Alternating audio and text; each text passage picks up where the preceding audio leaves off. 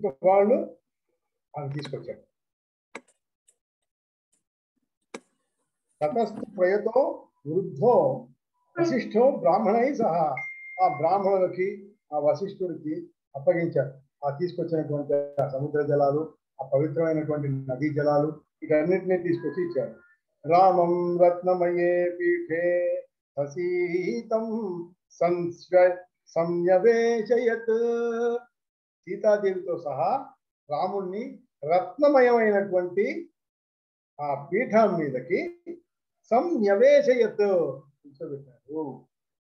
వశిష్ఠో వామదేవశ్చ జాబాలి గౌతమస్తథా. ఎవరు? వశిష్ఠుడు, వామదేవుడు, జాబాలి, గౌతముడు, ఇట్లాంటి అద్భుతమైనటువంటి గొప్పవాళ్ళు. వాల్మీకిశ్చ తథా చక్రు సర్వే. గౌతముడు రామాభిషేచనం, ఈ రాముడికి పట్టాభిషేకం కోసం వీళ్ళందరూ వచ్చి అతి ప్రసన్నులై కుశలంటే దర్భలు, కుశలు తులసి సహితమైనటువంటి పవిత్ర గంధయుక్తములైనటువంటి జలంతో రాముడికి అభిషేకం చేశారు. చేసేటప్పటికి వాల్మీకిశ్చ తథా చక్రు సర్వే రామాభిషేచనం కుశాగ్ర తులసీయుక్త పుణ్యగంధ జలైర్ముదా ముదా సంతోషంతో వాళ్ళు చేశారు. అభ్యసించన్ రఘుశ్రేష్టం వాసవం వసవో యథా ఋత్విగ్భిర్బ్రాహ్మణై శ్రేష్టై కన్యాభి సహ మంత్రిభిః.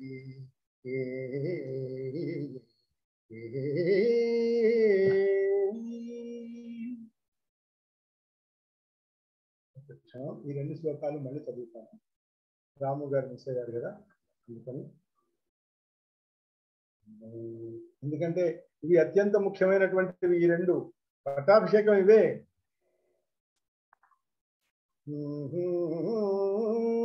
వాల్మీకశ్చ తథా చక్రు సర్వే రామాభిషేచనం. ఈ నలుగురు ఉన్నారే, వశిష్ఠుడు, వామదేవుడు, జాబాలి, గౌతముడు, వాల్మీకి, వీళ్ళందరూ కలిసి కుశలు, తులసీ దళాలు, వీటన్నిటితో కలిసినటువంటి పవిత్రమైనటువంటి గంధయుక్త జలముతోటి అభ్యసించన్ రఘుశ్రేష్టం వాసవం వసవో యథా. వసువులు ఉన్నారే, వాళ్ళు ఇంద్రుడికి ఎలా అభిషేకం చేశారో అట్లాగే వీళ్ళందరూ కలిసి శ్రీ రామచంద్ర పరబ్రహ్మని ఆయనకి అభిషేకం చేశారు. ఈ మహామునులు అందరూ కలిసి. తర్వాత బ్రాహ్మణై శ్రేష్టై కన్యాభి సహ మంత్రిభి. అక్కడ ఆ పట్టాభిషేక సన్నివేశాన్ని మనం మనసులోకి తెచ్చుకుందాం.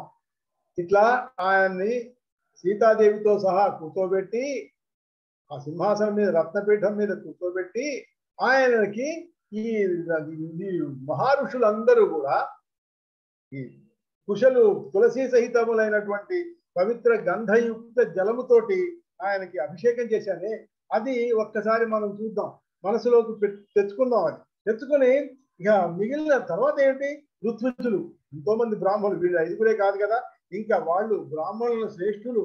తర్వాత కన్యలు. అసలు మనం 16 ఏళ్ళు 15 ఏళ్ళ పిల్లలు వస్తే వాళ్ళని చూస్తుంటే, వాళ్ళ ఎదురుగుండా వస్తే మనకి ఎంతో శుభకరం అవుతుందని ఈ కన్యలని అక్కడికి తీసుకొస్తారు. వాళ్ళతో కూడి, మంత్రులతో కూడి మహర్షులందరూ, మిగిలిన మహర్షులందరూ ఆకాశంలో ఉన్నారు. అక్కడి నుంచి దేవతలు తమ తమ గణాలతో ఉన్నటువంటి నలుగురు లోకపాలులు, ఇక్కడ నలుగురు అని రాశారు కానీ అష్టదిక్పాలులు, వీళ్ళందరూ కలిసి ఈయన యొక్క పట్టాభిషేకాన్ని వీక్షించారట. వీక్షించి ఇక ఇది స్తుతిస్తూ పోగొడుతున్నారు, స్తుతిస్తున్నారు, స్తోత్రం చేస్తున్నారు. సర్వౌషధి రసైశ్చైవ దేవ దైవతై నభసి స్థితై. ఆకాశంలో నిలబడి ఈ ఔషధ రసాలన్నీ కూడా పైనుంచి పోస్తున్నారు. చతుర్భిర్లోకపాలైశ్చ సువర్భిః సగణైస్తథా. తమ తమ గణాలతో పాటు ఈ ఈ లోకపాలను ఉన్నారే, దిక్పాలు, వీళ్ళందరూ కూడా స్తువః అంటే స్తోత్రం చేస్తున్నారు. ఇక్కడ ఛత్రం చ తస్య జగ్రాహ చ శత్రుఘ్న పాండురం శుభం. ఛత్రాన్ని ఎవరు పట్టుకున్నారు? శత్రుఘ్నుడు. అది ఎలాంటి ఛత్రం? పాండురం శుభం, తెల్లటి శ్వేత ఛత్రం అన్నమాట. అది సుగ్రీవ రాక్షసేంద్రౌ తౌ దధతు శ్వేత చామరే. సుగ్రీవుడు, రాక్షసేంద్రుడైనటువంటి విభీషణుడు, వీళ్ళిద్దరూ శ్వేత చామరాలు అంటే తెల్లటి ఆ వింజామరలు అవి వీస్తున్నారు వాళ్ళు. మాలాం చ కాంచనీం వాయుర్దదౌ వాసవచోదితః. వాసవుడు అంటే ఇంద్రుడు. ఇంద్రుడి చేత ఉదితమైనటువంటి ఆ మాలని, కాంచనీం బంగారు మాలని వాయుర్దదౌ వాయుదేవుడు తీసుకొచ్చి ఈయనకిచ్చాడు. అంటే ఇంద్రుడు పంపించినటువంటి ఆ బంగారు మాలని వాయుదేవుడు తీసుకొచ్చి రాముడికి బహుకరించాడు. సర్వరత్న సమాయుక్తం మణికాంచన భూషితం. ఆ మాల ఎలాంటిది? సర్వరత్న సమాయుక్తం మణికాంచన భూషితం. అద్భుతమైనటువంటి బంగారపు మేలు బంగారంలో మణులు కూర్చబడి అలాంటి అత్యద్భుతమైనటువంటి హారాన్ని ఆయన తీసుకొచ్చాడు. దదౌ హారం నరేంద్రాయ స్వయం చక్రస్తు భక్తితః. తర్వాత ఇంద్రుడు కూడా వచ్చాట. ఇంద్రుడు కూడా వచ్చి ఎన్నో సర్వరత్నాలు కూర్చబడినటువంటి మణులతో బంగారంతో ప్రకాశించేటటువంటిది అయినటువంటిది ఆ ఒక ఆభరణాన్ని స్వయంగా శ్రీరామచంద్రమూర్తికి ఆయన అర్పించాడు. ఇక్కడ నేను ఇందాక ఒక చిన్న పొరపాటు మాట్లాడాను. వాయుదేవుడు బహూకరించాడు అన్నాడు. ఆ బహూకరించడం అనేది తప్పు. అది అర్పించాడు, సమర్పించాడు. బహూకరించడం అనేది తప్పు, చాలా పెద్ద తప్పు చేశాను నేను. అది బహూకరం కాదు, అది బహుమానం. శ్రీరామచంద్రుడికి ఈయన బహుమానం ఇవ్వడం ఏంటి కదా. ఇంకా అది ఇవ్వగానే ఆ దేవతలు గంధర్వులు అందరూ పాడారు. దేవదుందు భయో లేదు పుష్పవృష్టి పపాతభాత్. పుష్పవృష్టి కురిపించారు. నవదూర్వాదళ శ్యామం పద్మపత్రాయతాయ ఈ క్షణం.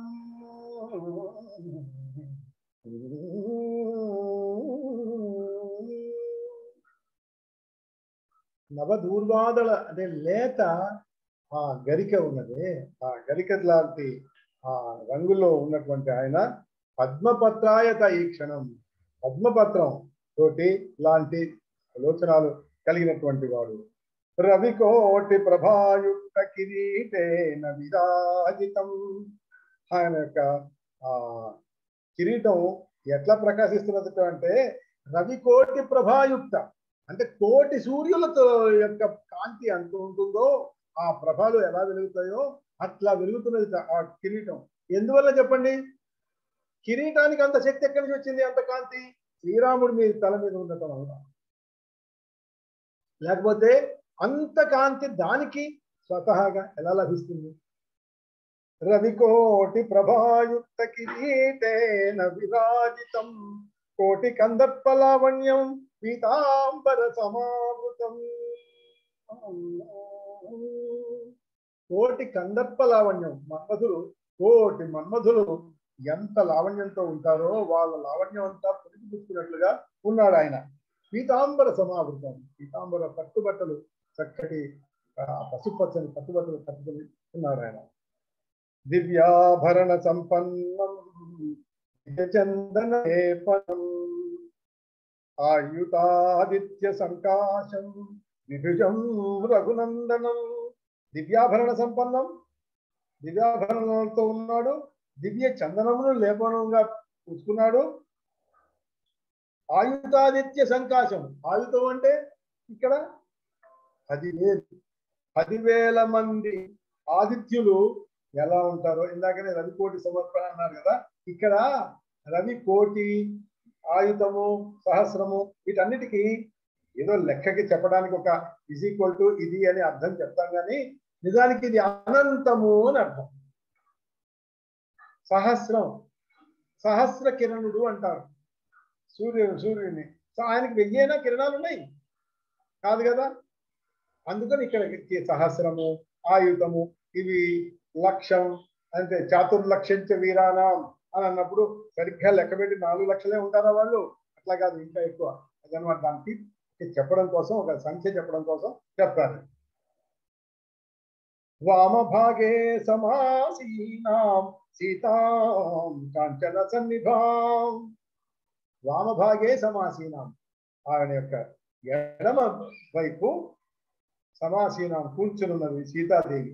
కాంచన సన్నిభాం, ఆవిడ బంగారపు రంగులో వెలిగిపోతున్నట్టుంటారు ఆవిడ. సర్వాభరణ సంపన్న వామాంకే సముపస్థితాం. సర్వాభరణలతో కూడి ఉంది. వామాంకే, వామ భాగమే కాదు, వామాంకే ఎడమ తొడ మీద కూర్చుని ఉన్నది. అందుకనే మనకి ఎన్నో క్యాలెండర్లలోనూ వాటిల్లోనూ వీటిల్లోనూ శ్రీరాముడి యొక్క తొడ మీద ఆవిడ కూర్చున్నట్లుగా మనం చూస్తాం. సీతాదేవి పట్టాభిషేక సన్నివేశంలో అలా కూర్చున్నట్లుగా చూస్తాం.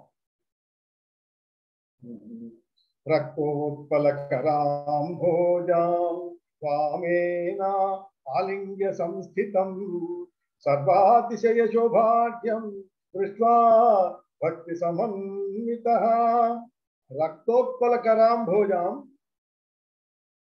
అంటే ఎర్రటి కలువపు ఉంది, అలాంటి దాంతో వామేన ఆలింగ్య సంస్థితం. ఈ భుజం మీద, ఆవిడ భుజం మీద ఆ వెనక ఈయన ఎడంచే ఇలా వేసి ఆలింగ్య కౌగలించుకున్నట్లుగా ఇలా దగ్గరికి తీసుకున్నట్టు సీతాదేవి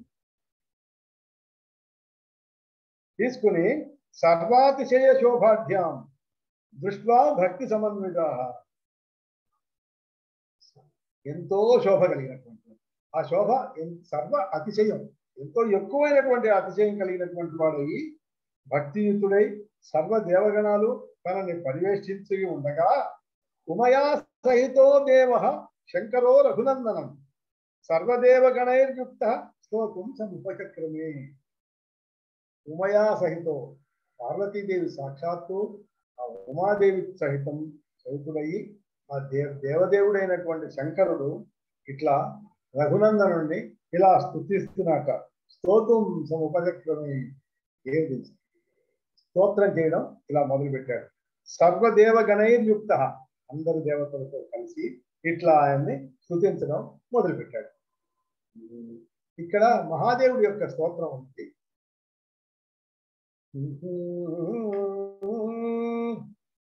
నమోస్తు రామాయ సశక్తికాయ నీలోత్పల శ్యామల కోమలాయ కిరీట ఆరాంగద భూషణాయ సింహాసనస్థాయ మహాప్రభాయ.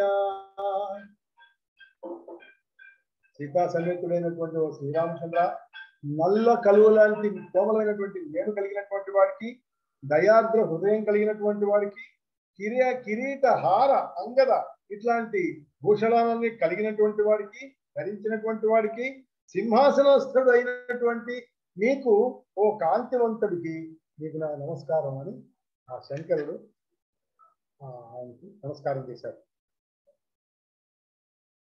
త్వం ఆది మధ్యాంత విహీన ఏకః సృజస్య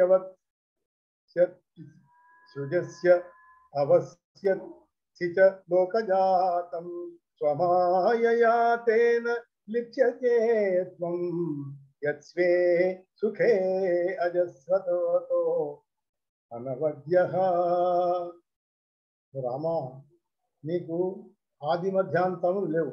త్వం ఆది మధ్యాంత విహీన, నీకు ఆది మధ్యాంత విహీనుడు. ఏకః, నీవు ఒక్కడివే, నీవు ఏకైక ఏకుడు, ఏకో నారాయణుడు. నీవు అంటే అద్వితీయుడు, నీకు రెండో వాడు లేడు. అయినా కూడా నువ్వు నిర్లేపుడు, అంటే నీకు ఏది అంటదు. నిరంతరం స్వానంద మగ్నుడు, నీలో నీవే రమిస్తుంటావు, నీలో నీవే ఆనందం అనుభవిస్తూ ఉంటావు.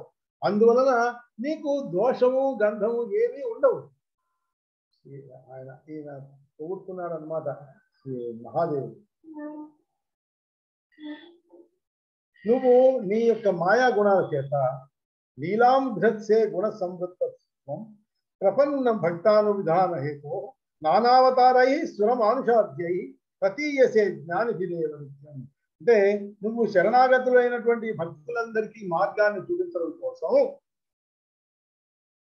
దేవతగా రావచ్చు, నరుడుగా రావచ్చు, నువ్వు ఏదో ఒక అవతారం, నానా విధాలైనటువంటి అవతారాలు అవతరించి చిత్రమైనటువంటి లీలల్లో నువ్వు ప్రదర్శిస్తుంటావు. జ్ఞానులకి మాత్రమే నువ్వు అవగమ్యుడు, అంటే నీవు తెలుస్తావు, మాలాంటి వాళ్ళకి కాదు. ఇక్కడ మాలాంటి వాళ్ళకి కాదని మనం అన్నమాట. మనం శంకరుడు కాదు.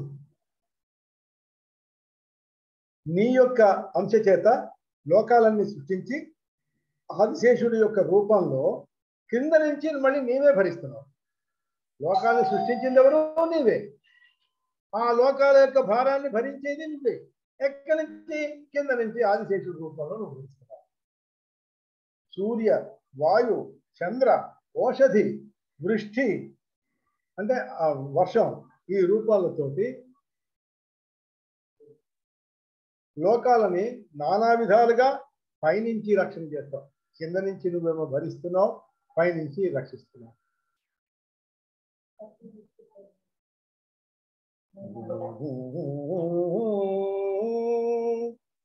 ఓ ఈశా, చంద్ర సూర్య శిఖి మధ్యగతం యత్ తేజ ఈశ చిదశేషత తనూనా ప్రాభవత్తనుభృతామివ ధైర్యం శౌర్యమాయురఖిలం తవ సత్వం. చంద్రుడు, సూర్యుడు, అగ్ని వీళ్ళందరిలో ఉన్నటువంటి తేజం ఎవరు? నీవే. సమస్త ప్రాణులలోనూ చేతన అంశం ఎవరు? నీవే. ఈ దేహధారుల్లో మనలాంటి వాళ్ళలో ఉండేటటువంటి ధైర్యం కానీ, శౌర్యం కానీ, ఆయువు కానీ, బలాలు కానీ, వీటన్నిటికీ కారణం ఎవరే? నువ్వే.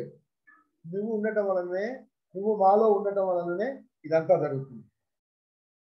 నువ్వు త్వం విరించి శివ విష్ణు విభేదాత్. విరించి అంటే బ్రహ్మ, బ్రహ్మ, శివుడు, విష్ణువు ఇట్లాంటి రకరకాలైన పేర్లతోటి, రూపాలతోటి, కాల, కర్మ, శశి, సూర్య ఈ విభాగాలతోటి ఈశ్వర తత్వవాదులు ఉంటారు కదా.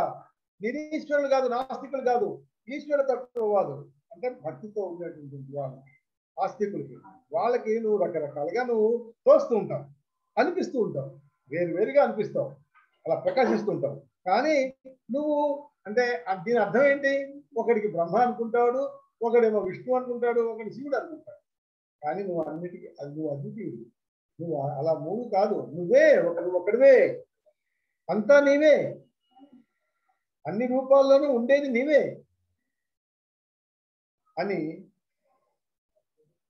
ఇక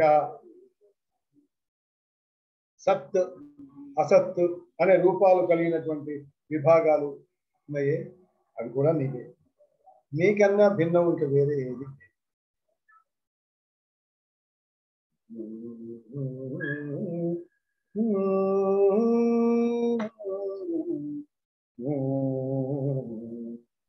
యద్యత్ సముత్పన్నమనంత సృష్టా యుత్పత్స్యతే యచ్చ భవచ్చ యచ్చః న దృశ్యతే స్థావర జంగమాదౌ త్వయా వినా అతః పరతః పరస్త్వం.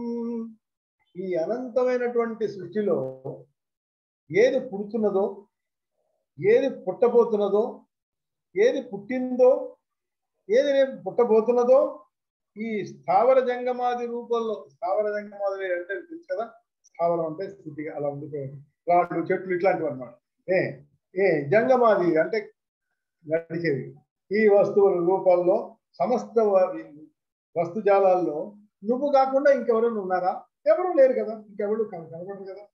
నువ్వు ప్రకృతి కంటే కూడా ఎక్కువైనటువంటి వాడు, ప్రకృతి కంటే కూడా పరముడు, అతీతుడు. తత్వం న జానంతి పరాత్మనస్తే జనా సమస్తాస్తవ మాయయాతః. పరమాత్ముడమైనటువంటి నీ తత్వాన్ని మాయ చేత ఆవరింపబడినటువంటి మాలాంటి వాళ్ళకి మేము తెలుసుకోలేము. కానీ తద్భక్త సేవామల మానసా విభాతి తత్వం పరమేకమేశం. కానీ నీ భక్తుల్ని కనుక నేను సేవించామనుకో, అది కూడా నిర్మలమైనటువంటి మనసు కలిగినటువంటి వాళ్ళకి, కాబట్టి వాళ్ళకి ఏమవుతుంది, పరమైనది, అద్వితీయమైనది, సకల నియామకమైనది అయినటువంటి నీ తత్వం కాస్త అర్థమవుతుంది. బ్రహ్మాదయశ్చేన విదుః స్వరూపం చిదాత్మతత్వం బహిరర్థభావాః తతో బుధస్వామిదమేవ రూపం భక్త్యా భజన్ ముక్తిముపైత్య దుఃఖః. నిజానికి బాహ్య చూడండి, బ్రహ్మాదయస్తే న విదుః స్వరూపం, బయట బాహ్య పదార్థానికి కనుక నువ్వు ఇంపార్టెన్స్ ఇచ్చావనుకో, అప్పుడు నీ యొక్క రూపం మాకు అసలు ఎప్పుడూ తెలియదు. నీ యొక్క చిత్స్వరూపమైనటువంటి తత్వం మేము ఎప్పటికీ అర్థం చేసుకోలేము. మేమే కాదు, బ్రహ్మదేవుడికి అర్థం కాదు. ఎందుకంటే ఆయన పక్క వాటి అన్నింటినీ చూస్తున్నాడు, వాటి మీద దృష్టి పెట్టాడు అనుకో, అప్పుడు నీ యొక్క గురి తత్వం ఆయనకి కూడా అర్థం కాదు. అందువల్ల నీ యొక్క ఈ రూపంలోనే, దీని అందే భక్తి విశ్వాసాల నుంచి దుఃఖాన్ని దాటి ముక్తి పొందుతున్నారు. ఎవరు? ధీమంతులు, బుద్ధిమంతులు. స్వామి, అహం భవన్ నామ గృణ కృతార్థో వసామి కాశ్యాం అనిశం. ఇది జాగ్రత్తగా, ఈ ఒక్క శ్లోకం జాగ్రత్తగా వినండి. ఆయన ఏమంటున్నాడు పరమేశ్వరుడు, అహం భవన్ నామ గృణ కృతార్థో, నీ యొక్క పేరు ఉచ్చరిస్తూ, నిరంతరం ఉచ్చరిస్తూ నేను కృతార్థో వసామి, కృతార్థుడనై వసిస్తాను. ఎక్కడ?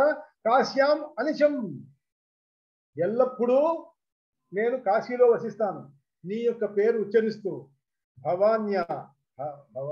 భవానీ సహితుడినై ఉంటాను. ఇంకా ముమూర్షమాణస్య విముక్తయే అహం దిశామి మంత్రం తవ రామనామః. మరణించడానికి వచ్చారే, మరణిస్తున్నారే, ఆ మరణించేటటువంటి వాళ్ళ యొక్క సంసార బంధ విముక్తి కోసం మనం కాశీఖండంలో కూడా మనం చదువుకున్నాం, చెప్పుకున్నాం. ఆయన తన యొక్క చెవులో మంత్రం ఉపదేశిస్తాడని. అది ఏం మంత్రం అంటే నీ యొక్క రామనామమే. శ్రీరామ రామ రామేతి రమే రామే మనోరమే సహస్రనామ తత్తుల్యం రామనామ వరానమే అనేటువంటి ఈ తారక మంత్రం, ఈ ఉన్నదే ఇది, ఈ మంత్రాన్ని నేను దిశామి మంత్రం తవ రామనామ, రామ రామ రామ రామ అని ఆయన యొక్క చెవులో, ఆ మరణించేవాడి యొక్క చెవులో వేస్తే తారక మంత్రం అంటే రామరామ మాత్రమే. శ్రీరామ రామ రామేతి అనేది ఒక శ్లోకం, ఆ శ్లోకానికి అర్థం. కాబట్టి నేను అక్కడ ఉండి నీ యొక్క రామనామ మంత్రాన్ని నేను వాళ్ళకి ఉపదేశిస్తూ ఉంటాను.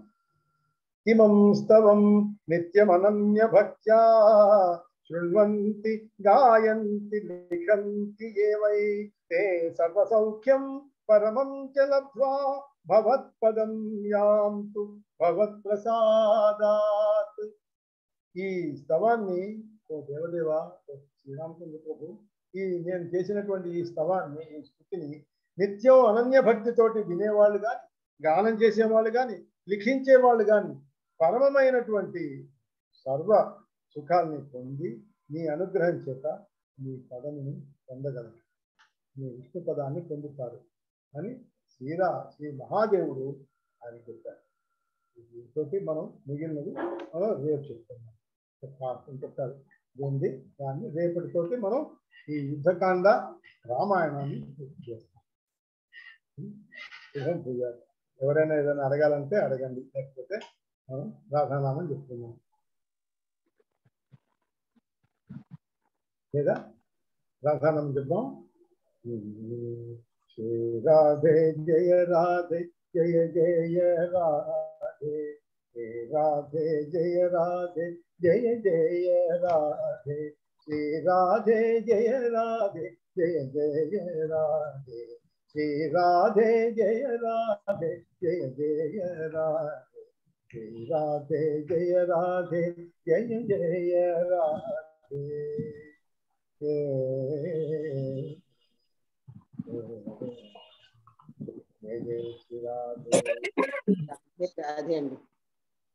అన్నయ్య రాధే రాధే, అందరికీ రాధే రాధే. ఎవరికి సందేహాలు లేవు? రాధే రాధే అండి, అందరికీ రాధే రాధే. అందరికీ రాధే రాధే, అందరికీ రాధే. మురళి ఉంటాను రా. అలాగే మావా, రాధే రాధే. ఉంటాను రా.